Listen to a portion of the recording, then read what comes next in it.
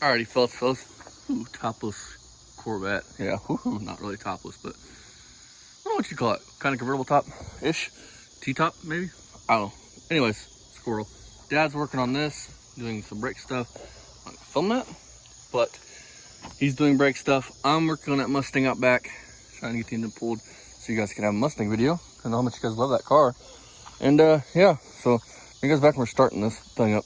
Alrighty guys, Dad's making this little plate for a coil, I think, for the Nissan. Yeah, what's coil on, man? So, got a lot done. Fans are in, fans are wired in. Or no, that's your mass airflow. Is wired in. Has a bunch of wiring to this. So, getting ready to have it run and get it back to the person that owns the car. This car hasn't ran in at least 10 years that I know of. Right now I'm working on the downpipe for the turbo outlet. I'm just gonna have it dump right there at the firewall. He's taking this immediately after it leaves here to an exhaust shop to have turbo piping ran, probably underneath the car somewhere. So let's walk up here and show you guys what I'm doing. Yes, I need to cut grass. I'm turning into another big YouTuber. Well, so-called big YouTuber, but he's not. He just does grass cutting videos. So here's what I'm thinking. Right there, I'll tack that in place, and yeah, it'll bolt on like that, and it'll dump. So yeah, let's get some welding done. Alrighty guys, so what I did, I just tacked this in place.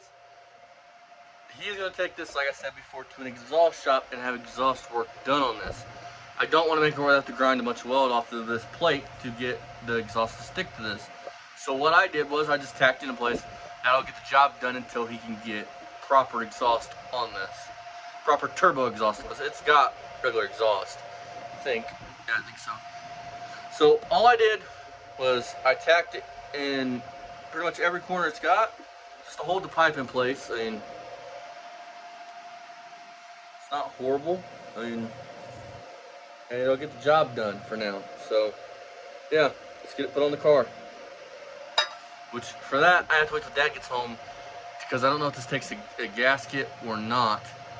Dad took this plate off, so need to wait for him to see if it takes that. If it doesn't, then we'll be all set.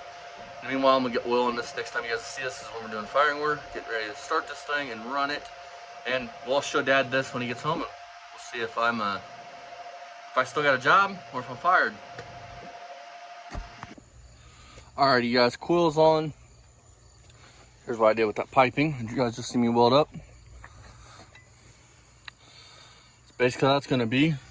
And then they can figure out the exhaust from there. Otherwise, we're just gonna blow into the windshield. This way it's a little bit better. Alrighty, fellas, so we're gonna start this 240SX for you guys. Ready for this? I'm gonna have Dad start it for you guys.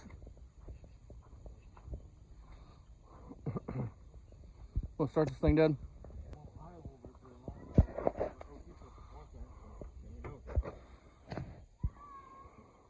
Hang on, buddy.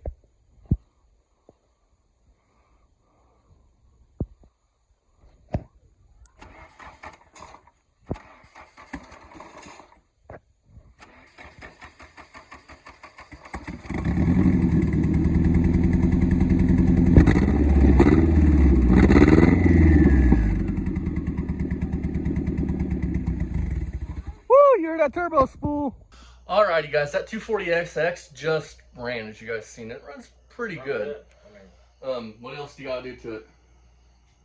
Or they expect a driving video of it driving around. Gotta get the right belts for it. You got the wrong belts. What I gotta do to it?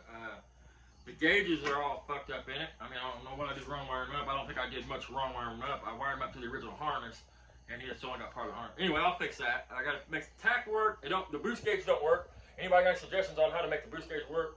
I mean, I have it hooked up to the vacuum port right at the throttle body. I'm not sure why it don't show any boost at all that it's building. But the turbo's working and it's spooling. I mean, so. Guys, go buy this stuff here. When you buy Lucas oil stabilizer, this was what, 32 Real bucks? King, 30 bucks.